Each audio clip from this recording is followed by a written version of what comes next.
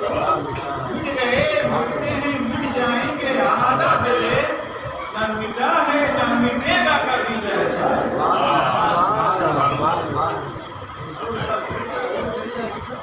وہ ہے کہ ازل سے شروع ہوا ہے تو چلا ہی آ رہا ہے تسلسل کے ساتھ حضور کا ذکر ہو رہا اور یہ ذکر قیامت تک ہوتا ہی رہے گا۔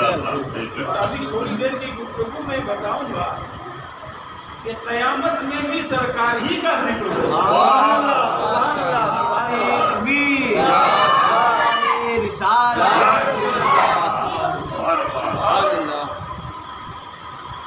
دنیا میں ذکر کی جتنی محفلیں مجلسیں کانفرنسیں جلسے منعقد ہوئے ہیں، یہ جب محشر میں جلسہ ہوگا تو آپ کہیں گے کہ سب مل کے بھی اس کے برابر ہیں۔ عزیزو،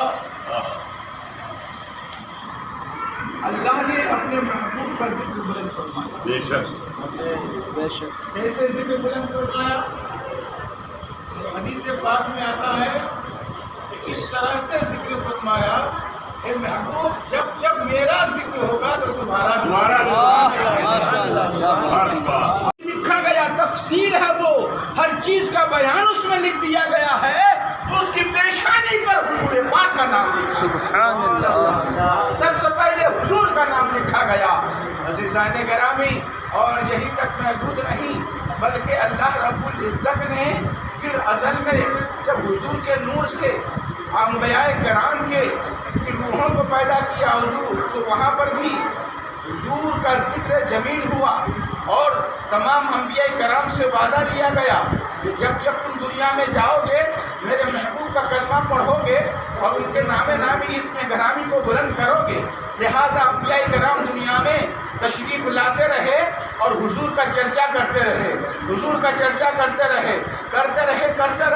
اللہ حضرت قیاس یہ سلسلہ اب تک چلا آ رہا ہے اور صبح قیامت تک یہ سلسلہ چلتا ہی رہے گا۔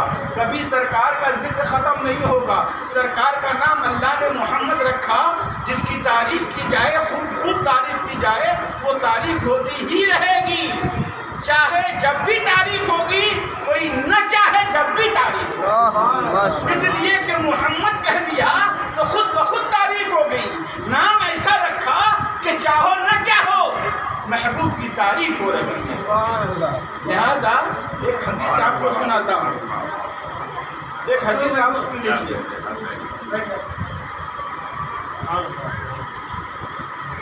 سرکار ارشاد فرماتے اپنے صحابہ سے، الا تعجبون کیف یصرف اللہ عنی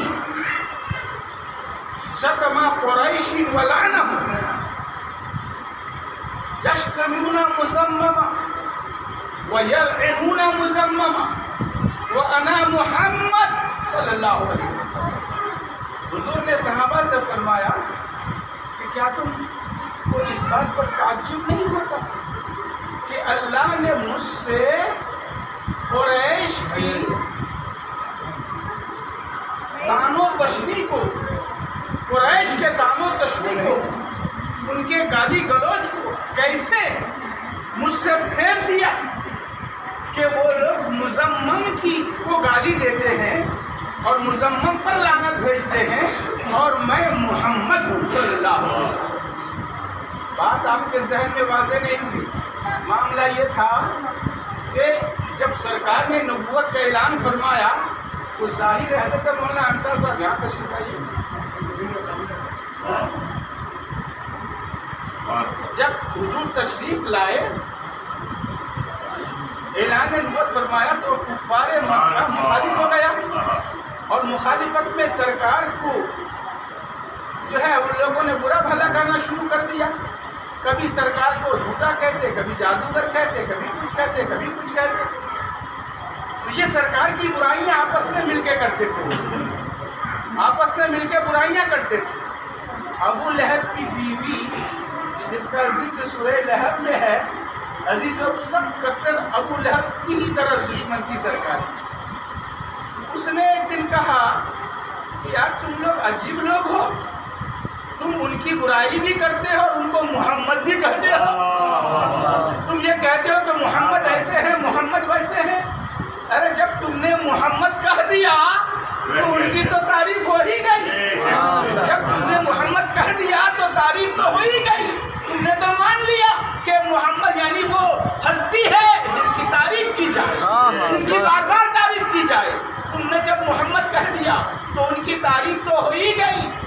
عزیزو، تم لوگوں کو یہ بات یہ سمجھ میں نہیں آتی کہ محمد محمد بھی کہتے ہو اور برائی بھی کرتے ہو.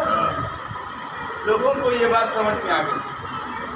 ابو لہب اور دیگر کفار مکہ کو یہ بات سمجھ میں آ گئی تو ان لوگوں نے اپنے طور پر سرکار کا نام مزمم رکھ دیا. کیا رکھ دیا؟ مزمم. مزمم کا معنی ہوتا ہے جس کی خوب برائی کی جائے، جس کی خوب برائی کی جائے، جس کی برائی کا سلسلہ ہی ختم نہ ہو. محمد کا اپوزٹ. عزیزو، جس کی تعریف کی جائے محمد، بار بار تعریف کی جائے محمد، اور جس کی برائی کی جائے بار بار برائی کی جائے وہ ہوتا ہے مزمم. تو ان لوگوں نے حضور کا نام مزمم رکھا، اور جب اب برائی کرتے تھے تو مزمم ایسے ہیں، مزمم ویسے ہیں. مزمم کہہ کر کے برائی کیا کرتے تھے. یہ خبر میرے آقا تک پہنچی تو میرے آقا نے ارشاد فرمایا، اے لوگوں تم نے دیکھا نہیں، تمہیں کیا اس بات پر تعجب نہیں کہ اللہ نے مجھ سے ان کی برائیوں کو کیسے دور کر دیا کہ وہ برائی کرتے ہیں مزمم کی، اور مجھے تو اللہ نے مزمم نہیں محمد بنایا. مزمم نہیں محمد بنایا. محمد، اللہ اکبر، اللہ اکبر. تو نام ایسا دیا کہ اس نام میں ہی اللہ نے تعریف رکھا کہ تم تعریف کرو یا تعریف نہ کرو، ان کی تعریف ہو ہی جائے گی، ان کا ذکر بلند ہوتا ہی جائے گا. اس لیے سرکار کا ذکر جمیل ہر دور میں ہوتا رہا ہے، ہوتا ہی رہے گا. اور میں نے عرض کیا کہ سب سے بڑا ذکر تو میدان محشر میں ہوگا. سب سے بڑا ذکر تو میدان محشر میں. آج چھوٹے چھوٹے 1,00,000 2 لاکھ کے بھی جلسے اگر ہو گئے تو ہم نے کہا بڑا کامیاب جلسہ رہا، بڑا مجمع تھا. مگر میدان محشر کا مجمع کتنا ہوگا؟ میدان محشر کا مجمع اولین و آخرین جمع ہوں گے، کروڑوں اربوں لوگ ہوں گے، اربوں خربوں لوگ ہوں گے. وہاں پر سرکار کی تعریف ہوگی اور سب مل کے سرکار کی تعریف کریں گے، سب مل کے سرکار کی تعریف کریں گے. عزیزو، ہمارے ایک بہت بڑے عالم ہیں حضرت علامہ احمد یار خان نعیم. انہوں نے اپنی مشہور زمانہ کتاب مشکاۃ شریف کی شرح میرۃ المناجی میں ایک حدیث کی تشریح میں لکھا ہے کہ قیامت کا دن جو 50,000 سال کا ہوگا. قیامت کا ایک دن کتنے سال کا ہوگا؟ 50,000 سال کا ایک دن ہوگا. عزیزو، اور آپ کہو گے کہ قرآن میں تو 1,000 سال کا بھی ذکر ہے، اور قرآن میں تو یہ ہے کہ آپ پلک جھپکنے میں قیامت کا دن گزر جائے گا. اور حدیث میں آیا ہے کہ قیامت کا دن جو ہے 4 رکعت نماز پڑھنے کے برابر جتنا وقت لگتا ہے اتنی ہی دیر کا دن ہوگا وہ. تو یہ مختلف روایتیں ہیں مختلف قرآن میں.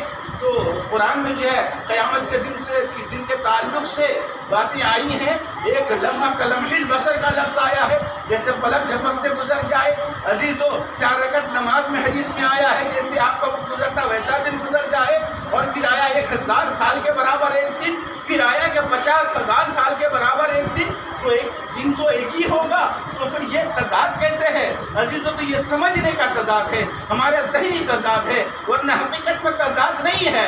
قیامت کا دن عزیزو ہر ایک کے لیے الگ الگ کیفیت کے ساتھ آئے گا، الگ الگ کیفیت کے ساتھ آئے گا.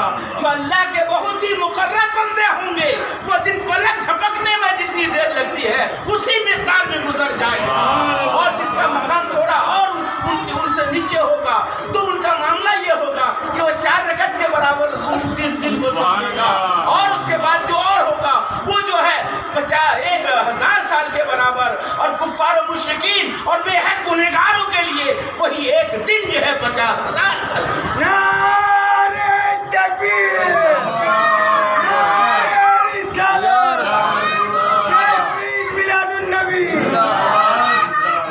اب آپ دیکھیے، اس کو یوں سمجھیے کہ آج کی رات آپ ذکر رسول کی محفل میں بیٹھے ہیں، ہاں، تو آپ کا وقت بہت ہی تیزی کے ساتھ گزر جائے گا. آپ جائیں گے، ارے ابھی تو گئے تھے اور ابھی محفل ختم ہو گئی، پتہ ہی نہیں چلا 3 گھنٹہ ہم مسجد میں بیٹھ گئے. عزیزو، اور یہی 3 گھنٹہ اگر آپ ہاسپٹل میں بیمار پڑے رہیں، کوئی دیکھ بھال کرنے والا نہ ہو، تو یہی 3 گھنٹہ 30 گھنٹے سے زیادہ ہو جائے گا. آپ کا وقت کٹے گا ہی نہیں. اور اسی طرح رات کو لے لیجیے، آپ رات کو اگر سو رہے ہیں، آپ نے 10 بجے بستر پہ اپنے آپ کو ڈالا اور پھر آپ کی آنکھ بند ہوئی، اب آپ فجر کی اذان سے اٹھتے ہیں اور آپ کا یہ وقت جو 4-5 گھنٹہ 6 گھنٹے کا گزرتا ہے، تو آپ کو پتہ ہی نہیں چلتا ہے کہ کب سوئے کب اٹھ گئے. لیکن وہیں پر یہ رات جو کوئی سخت ترین بیمار ہو یا فراق یار میں جو ہے پریشان ہو، عزیزان گرامی، اس سے پوچھو تو وہ کہے گا ایک ایک لمحہ ہمارا پورے 24 گھنٹے پر بھی برابر گزرا ہے. عزیزو، تو یہ اوقات جو ہیں ان کا آنا اور جانا اور ان کو اپنے اوپر جو بھاری کرنا یا آسان ہونا، یہ احوال و حالات کے مطابق ہوتے ہیں، اشخاص اور اوقات کے مطابق ہوتے ہیں. لہذا جو جیسا ہوتا ہے اس کا وقت ایسے ہی گزرتا ہے، تو قیامت کا حال بھی یہی ہوگا. مقربین کے لیے وہ لمحے بصر کی طرح سے ہوگا عزیزو، اور دوسرے لوگوں کے لیے، نیک بندوں کے لیے 4 رکعت نماز کے برابر ہوگا، اور جو ہے کچھ گنہگاروں کے لیے 1000 سال کے برابر ہوگا، اور سخت ترین گنہگاروں کے لیے وہ 50,000 کے برابر ہوگا. عزیزو، اس لیے کوئی تضاد نہیں ہے قرآن میں. تو علامہ احمد یار خان نعیمی نے لکھا کہ قیامت کس لیے ہوگی؟ قیامت کس لیے قائم کی جائے گی؟ حساب و کتاب ہوگا اس میں. حساب و کتاب کے لیے، حساب و کتاب فرماتے ہیں کہ اولین و آخرین کا سب کا حساب اس 50,000 والے دن، 50,000 سال والے دن میں سارے اولین و آخرین کا حساب و کتاب 4 گھنٹے میں ختم ہو جائے گا. کتنے میں ختم ہو جائے گا؟